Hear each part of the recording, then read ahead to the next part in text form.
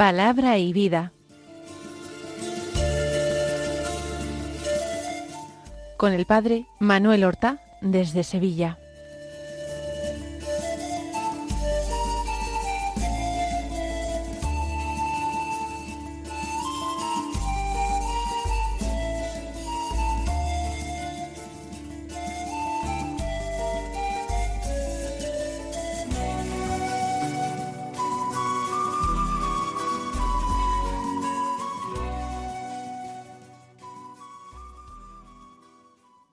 En el nombre del Padre, y del Hijo, y del Espíritu Santo. Amén. Alabados sean Jesús y María. Muy buenos días, queridos amigos, oyentes de Radio María y seguidores del programa Palabra y Vida.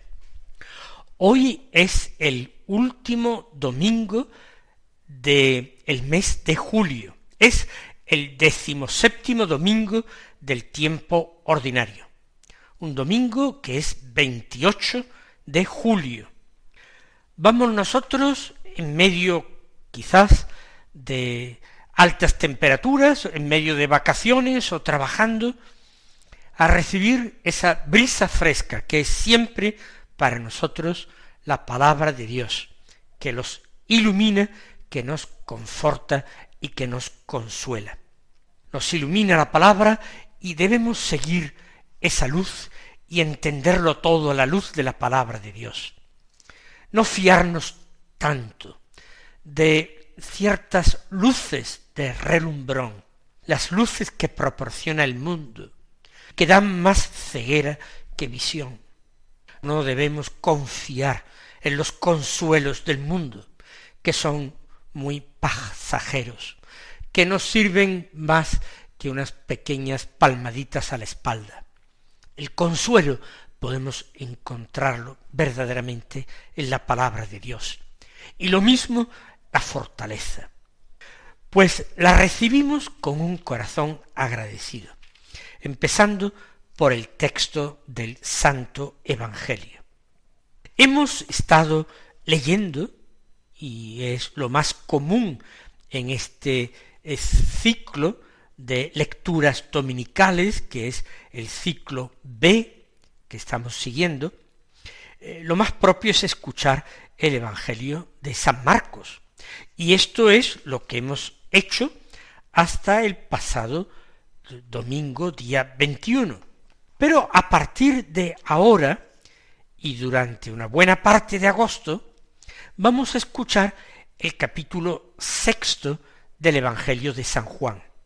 Un capítulo del Evangelio de San Juan muy importante, que contiene, después del relato de la multiplicación de los panes y de los peces, todo el llamado discurso eucarístico de Jesús, ese discurso de Jesús en la sinagoga de Cafarnaúm, en que él habla del pan de vida y explica ese misterio que no será revelado a los hombres hasta el momento de la última cena. Empezamos el capítulo 6 de San Juan desde el principio, leemos los versículos 1 al 15 que dicen así. En aquel tiempo Jesús se marchó a la otra parte del mar de Galilea o de Tiberíades. Lo seguía mucha gente, porque habían visto los signos que hacía con los enfermos. Subió Jesús entonces a la montaña y se sentó allí con sus discípulos. Estaba cerca la Pascua, la fiesta de los judíos. Jesús entonces levantó los ojos y al ver que acudía mucha gente, dice a Felipe: ¿Con qué compraremos panes para que coman estos? Lo decía para probarlo, pues bien sabía él lo que iba a hacer. Felipe le contestó: 200 denarios de pan no bastan para que a cada uno le toque un pedazo. Uno de los discípulos, Andrés, el hermano de Simón Pedro, le dice: aquí hay un muchacho que tiene 5 panes de cebada y 2 peces. ¿Pero qué es eso para tantos? Jesús dijo: decid a la gente que se siente en el suelo. Había mucha hierba en aquel sitio. Se sentaron. Sólo los hombres eran unos 5000. Jesús tomó los panes, dijo la acción de gracias, y los repartió a los que estaban sentados, y lo mismo todo lo que quisieron del pescado. Cuando se saciaron, dice a sus discípulos: recoged los pedazos que han sobrado, que nada se pierda. Los recogieron y llenaron 12 canastos con los pedazos de los 5 panes de cebada que sobraron a los que habían comido. La gente, entonces, al ver el signo que había hecho, decía: este es verdaderamente el profeta que va a venir al mundo. Jesús, sabiendo que iban a llevárselo para proclamarlo rey, se retiró otra vez a la montaña, él solo. El episodio de la multiplicación de los panes y de los peces que acabamos de escuchar es de los pocos episodios evangélicos que narran los 4 evangelistas. Pocos son, aparte de ciertos datos sobre la muerte de Jesús en cruz, pocos son los episodios que coinciden todos. Otro es, por ejemplo, el episodio de la expulsión de los mercaderes del templo, con la diferencia que Juan, el 4 evangelio, los sitúa al comienzo de la vida pública de Jesús, en su primera visita a Jerusalén, mientras que los 3 evangelistas sinópticos, Mateo, Marcos y Lucas, los sitúan al final de la vida de Jesús, en su última ida a Jerusalén para sufrir ya su pasión y muerte. Es, por tanto, un episodio importantísimo, clave, que se complementa con el discurso que después del milagro Jesús pronunciará en la sinagoga de Cafarnaúm, que comienza con unas respuestas a preguntas que le hacen y que luego continúa revelando ese gran misterio del pan de vida que es la Eucaristía. Jesús comienza así el texto que hemos escuchado: ha ido a la otra parte del mar de Galilea o de Tiberíades. Pero no está allí solo, mucha gente ha pasado también a la otra orilla en su seguimiento. ¿Por qué lo seguía tanta gente? Dice San Juan: porque habían visto los signos que hacía con los enfermos. San Juan siempre denomina a los milagros signos, y para él son signos porque encierran un significado. Los milagros son una forma a través de la cual Jesús se revela, o revela algo de sí mismo. A través de los milagros Jesús viene a decir que es Él, por ejemplo, la luz del mundo, o que Él es la vida de los hombres, o que Él es el verdadero pan de vida, el alimento espiritual para los hombres, etc. Pues bien, la gente sigue a Jesús porque han visto los signos, aunque nos preguntamos si realmente saben interpretar estos signos o solamente van detrás de lo que resulta maravilloso, de aquello que supone algo inusual, inexplicable, y por tanto fascina al hombre.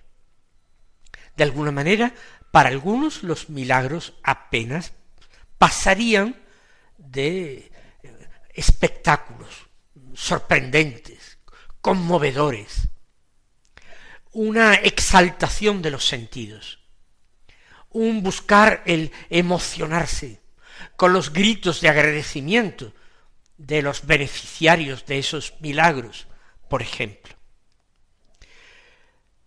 San Juan sabe que no es en sí la enseñanza de Jesús la que atrae las multitudes. Son pocos los que siguen a Jesús por su doctrina, muchos por las obras que ven, que hace con su poder. Y Jesús, al llegar al otro lado, encuentra un lugar bueno para continuar su enseñanza o para descansar. Sube a un monte, una montaña, dice el texto. Nos imaginamos que es un monte poco elevado, desde donde puede dominar con su mirada toda la multitud. Y se sienta allí rodeado de sus discípulos. La fiesta de Pascua estaba cercana. Y ahora Jesús pone a prueba a su discípulo Felipe. Lo dice así el evangelista. Lo decía para probarlo, porque él sabía muy bien lo que iba a hacer. Felipe aparece en los evangelios siempre como un discípulo un poco más ingenuo que los otros. Y parece que Jesús quiere gastarle una pequeña broma y ver su apuro. ¿Con qué compraremos panes para que coman estos?, se pregunta Jesús, y yo me lo imagino, mirando de reojo a Felipe que está cerca y lo escucha. Y él inmediatamente entra ponderando la dificultad. 200 denarios no bastarían para dar a cada uno un pedazo. Andrés, el hermano de Simón Pedro, está también cerca. Ha escuchado esta conversación. Andrés aparece en los evangelios siempre muy cercano a Felipe. Parece que habría una especial relación de amistad entre ambos. Y Andrés siempre sale en auxilio de su amigo al quite de Felipe. Y le dice al Señor: aquí hay un muchacho que tiene 5 panes de cebada y 2 peces. ¿Pero qué es eso para tantos? Yo creo que Andrés intuye que Jesús puede hacer algo. Pero hace una pregunta, como una pregunta es la que ha hecho Jesús. A ver quién la recoge. A bien quién le da respuesta. Jesús había preguntado: ¿con qué compraremos panes para que coman estos? Y Andrés ha preguntado: ¿pero qué es esta pequeñez de 5 panes de cebada y 2 peces para que coman tantos? Me lo imagino aquí también mirando él de reojo a Jesús, como Jesús lo ha hecho con Felipe. ¿Espera Andrés la intervención del Señor? Yo creo que sí. Me parece probable. Y Jesús empieza a actuar. Sus palabras son: decid a la gente que se siente en el suelo. Tienen necesidad de descanso. No tienen, por el contrario, necesidad de ir a ninguna parte, a pueblos o aldeas de alrededor. Estando con Él, todas sus necesidades están aseguradas. Él es capaz de satisfacer todas las necesidades del corazón del hombre, cuanto más de su estómago. Confiar en el Señor es esa invitación constante que nos hace el Evangelio. Nosotros tenemos tendencia a poner nuestra confianza en nuestras propias capacidades, en nuestros propios haberes, en nuestras propias habilidades. Y nos olvidamos a Jesús, nos olvidamos de que Él quiere actuar en nuestras vidas, ser importante. Él quiere alimentar nuestras virtudes, quiere alimentar nuestra fe, quiere alentar nuestra esperanza. Con Él todo es posible.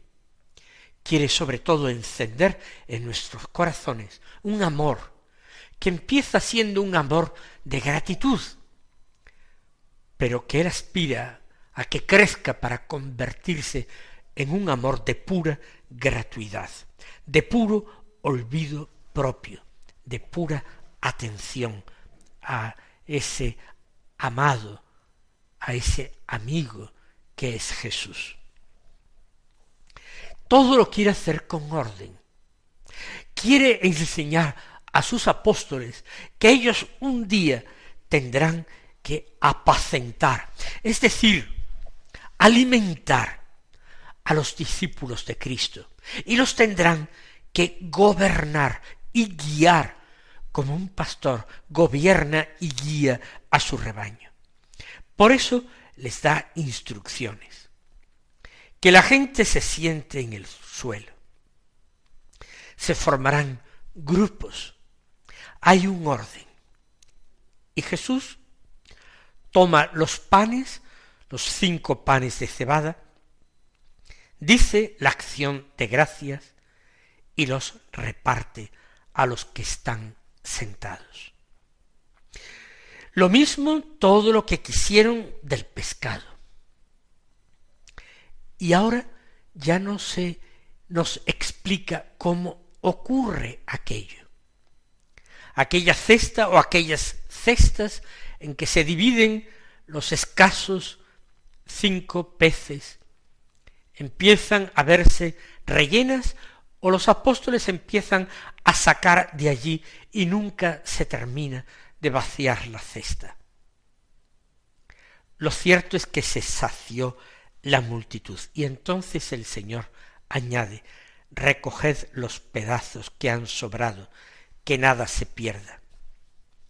Nosotros somos muy dados en la abundancia al derroche. Se desperdicia con mucha facilidad en nuestras mesas las comidas, cuando ello es una verdadera ofensa para nuestros hermanos que tienen hambre, para que todas las personas que husmean en nuestros contenedores de basura. Nosotros tenemos tendencia a dilapidar, derrochar, cuando hay abundancia. Jesús, después de aquel milagro admirable, se fija en lo pequeño. No quiere, dice, que nada se pierda, que nada se desperdicie. ¿Por qué? Porque todo es don de Dios. Y por ser todo don de Dios, lo grande y lo pequeño tiene que ser tenido en cuenta, recogido, aunque sea solamente recogido en nuestra memoria, en nuestro recuerdo, en nuestro corazón, para alimentar con esos pedazos sobrantes, alimentar y avivar nuestro amor y nuestra esperanza. Recoged los pedazos que han sobrado, que nada se pierde. No se puede tirar nada de aquello que se ha multiplicado milagrosamente. Y allí se ponen los apóstoles, y esperamos que aquellas gentes entusiasmadas también les prestaran una pequeña ayuda. Allí se ponen todos a recoger los trozos sobrantes, hasta recoger las sobras en 12 canastos. Seguramente son los mismos 12 canastos que han empleado los 12 apóstoles para distribuir los panes y los peces. Pues bien, se llenan de nuevo los 12 canastos para que los apóstoles entiendan que por mucho dar, distribuir, compartir, no se van a agotar sus provisiones jamás.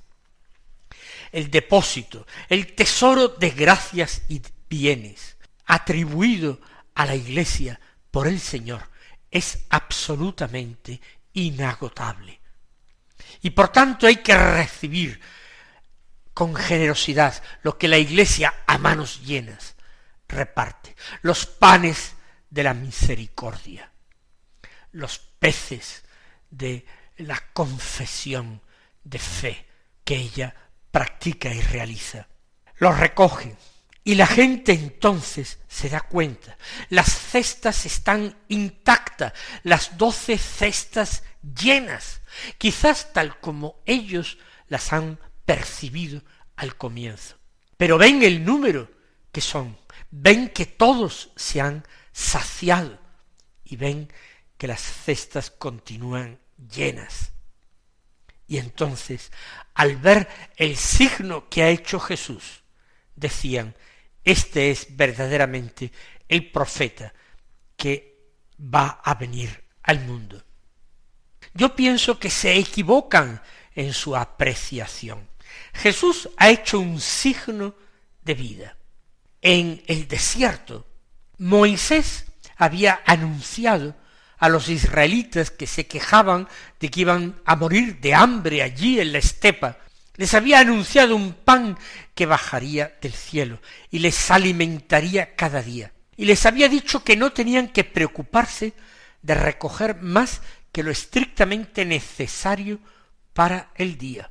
¿Por qué? Porque cada día se les daría el alimento cotidiano. Solamente el viernes podían recoger una ración doble, ya que el sábado habían de descansar, pero también habían de comer. Pero Moisés no había fabricado ni comprado ese pan. Ese pan, el maná, lo enviaba Dios del cielo en su infinita bondad.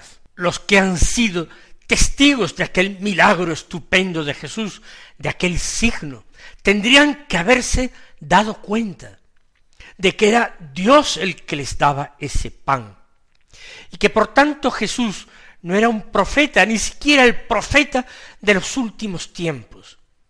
Jesús era el Mesías, el enviado de Dios para salvar a su pueblo, el que se compadecía como Dios del hambre y de la necesidad de su pueblo. Eso tenían que haberlo discernido, y en vez de decir simplemente es el profeta que va a venir al mundo, podrían haber dicho el Mesías ya está en medio de nosotros. Seguramente se produce un encontronazo entre diferentes opiniones, porque Jesús, sigue diciendo San Juan, sabiendo que iban a llevárselo para proclamarlo rey. Si iban a llevárselo para proclamarlo rey, era porque algún grupo de entre ellos sí creían que era el Mesías, pero que el Mesías iba a ser coronado rey por la fuerza y la voluntad soberana del pueblo. Pero el mesianismo de Jesús era totalmente distinto. Era un mesianismo espiritual. Él iba a ser Mesías, cargando sobre sí el pecado, la incredulidad y la ingratitud de todo su pueblo, cargando con el pecado del pueblo y muriendo en sacrificio expiatorio por los pecados de todos, como verdadero Cordero de Dios, víctima preparada por Dios para quitar los pecados del mundo. Por tanto, ni siquiera aquellos que lo reconocen Mesías lo reconocen bien. Y Jesús, conociendo esto de antemano, se retiró otra vez a la montaña solo. Necesita, cara a cara, frente a su Padre Dios, encontrar esa libertad de su espíritu para vivir como el Padre quería su mesianismo. Mis queridos hermanos, que el Señor os bendiga con abundancia en este domingo, que Él sea vuestro alimento, vuestra fortaleza y vuestro consuelo, y hasta mañana, si Dios quiere.